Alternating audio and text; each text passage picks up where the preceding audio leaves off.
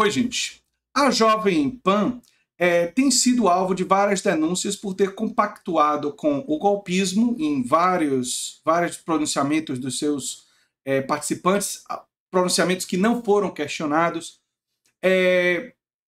compactuar com o negacionismo durante a pandemia, inclusive sofreu sanções por causa disso e se vitimizou nas redes, disse que estava sendo censurada, entrou com a campanha que fizeram os bolsonaristas ficar dizendo que a Jovem Pan estava sendo censurada, uma palhaçada, né? Mas ela também repetiu desinformação.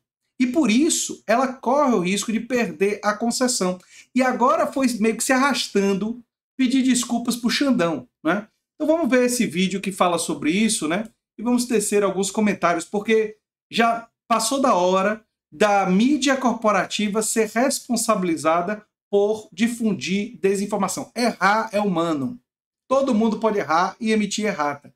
Mas quando você, de forma repetida, difunde desinformação, o fato de você ter uma concessão estatal ser questionada é legítimo. É absolutamente legítimo. Especialmente quando você não mostra nenhum movimento de querer alterar isso, né? De querer modificar isso em relação a isso. Do vandalismo e tentativa de golpe executados por bolsonaristas no 8 de janeiro de 2023, um dos destaques é o papel do principal meio difusor das notícias, das análises e também das fake news que circularam pela extrema-direita nos dias, meses e anos anteriores à destruição da Praça dos Três Poderes em Brasília. A partir do fracasso do golpe de Estado tentado, a Jovem Pan passava ao centro das atenções. O que fazer com um veículo de mídia tradicional, com uma história de dezenas de anos de atividade e jornalistas reconhecidos, mas que no século XXI havia se transformado em mero panfleto para a extrema-direita, incluindo o uso intensivo de notícias falsas? Após aquele 8 de janeiro, o Ministério Público Federal pediu o cancelamento das 3 outorgas de radiodifusão da emissora por seu alinhamento à campanha de desinformação.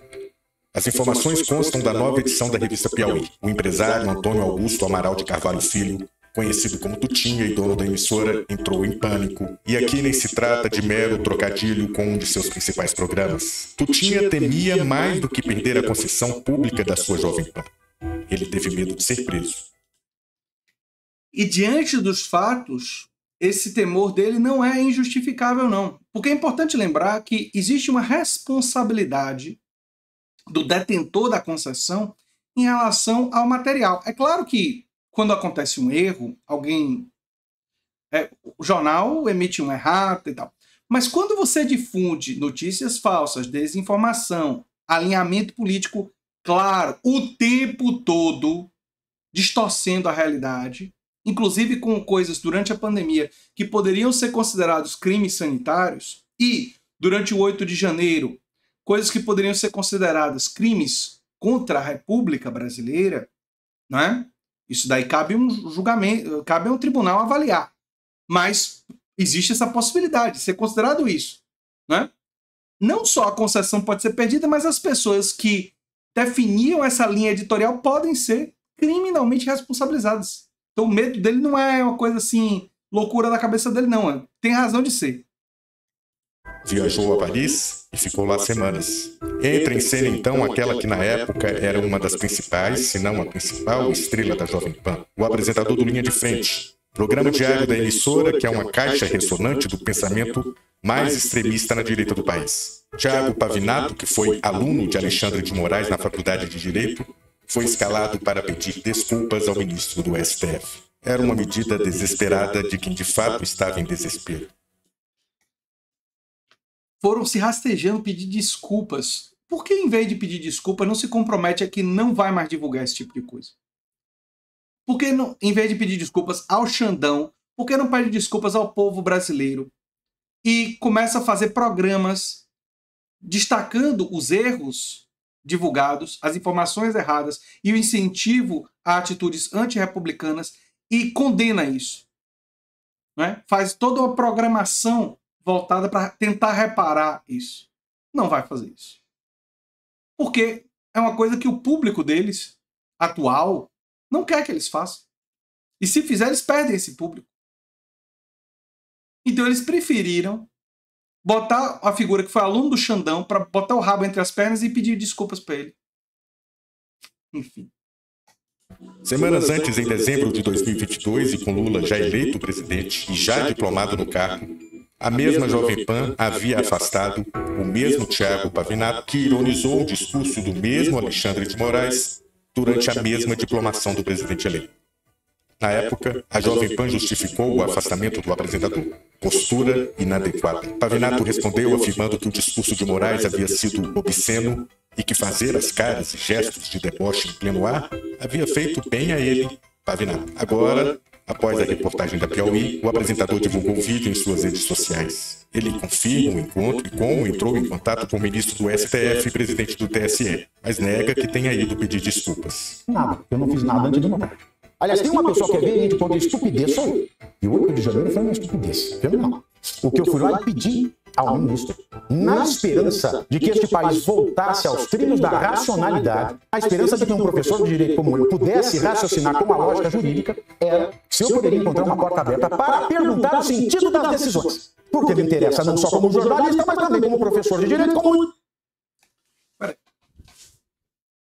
8 de janeiro não foi só uma estupidez, não. Foi uma estupidez que era também uma tentativa de golpe de Estado incentivada pelo Bolsonaro e por lideranças bolsonaristas. E, segundo a delação do Mauro Cid, o Bolsonaro tentou organizar um golpe de Estado com participação dos militares. Ele se reuniu com líderes dos militares, então existia um plano. Se achou, inclusive, um plano no celular do Alexandre Torres. Se tinha, enfim, no celular do Mauro Cid tinha um plano e também se encontrou um documento na casa do Alexandre Torres de um plano golpista. Não é uma coisa assim inventada, não. Não é invenção. Tem muitas provas, mas enfim. Mais de um ano após o 8 de janeiro golpista, a Jovem Pan ainda é referência entre os bolsonaristas, mas perdeu algum fôlego. E sejamos justos, já não é mais a líder na criação de factoides e mesmo de fake news na mídia brasileira. A história da tal dama do tráfico criada pelo Estadão está aí para confirmar, não é mesmo? Pois é. Vamos ver o que é que vai acontecer com esse processo e vamos ver o que é que vai acontecer com esse braço da mídia corporativa, né? A mídia corporativa brasileira, historicamente, ela se alinha aos interesses do grande capital, né? E quando esse grande capital tem interesse em golpe, foi o que aconteceu no golpe de 64. A mídia corporativa apoiou fortemente. No caso mais recente, parte da mídia corporativa, a maior parte da mídia corporativa era contra o golpe. Contra um golpe para a permanência do Bolsonaro. A tentativa de golpe do 8 de janeiro não tinha o apoio da maior parte da mídia corporativa, mas o braço mais fiel do bolsonarismo, né, se viu no lugar de dar voz ao golpismo e de ter um certo endosso, né, de algumas das suas figuras em determinados momentos e tal. E aí, isso agora vai ser finalmente questionado, né? E eu espero que o papel deles durante a pandemia também seja lembrado, né?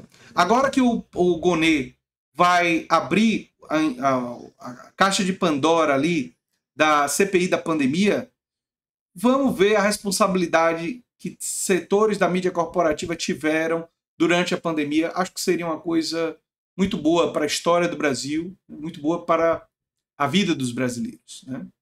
Enfim, eu sou André Teixeira Jacobina, o canal Nova Máquina do Tempo, e a gente se vê em breve em outro vídeo. Tchau, tchau.